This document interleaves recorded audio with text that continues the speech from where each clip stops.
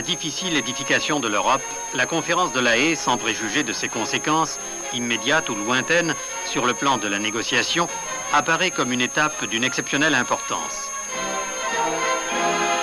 Réunie sur l'initiative du président Georges Pompidou, elle a rassemblé dans la capitale hollandaise 6 chefs d'État et de gouvernement désireux de discuter de l'avenir de l'unité européenne.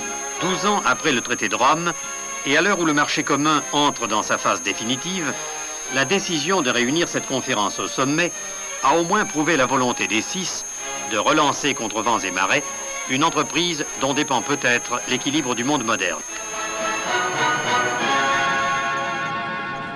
Le sommet de La Haye marque une étape déterminante. Son résultat le plus tangible est d'ouvrir la porte aux négociations avec la Grande-Bretagne.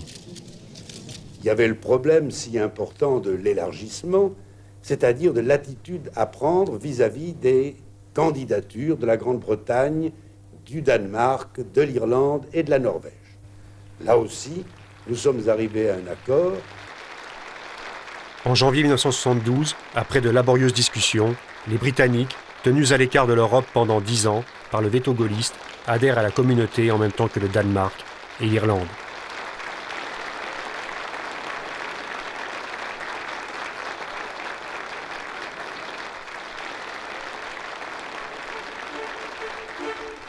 Le 1er janvier 1973, l'Europe des 6 devient l'Europe des 9.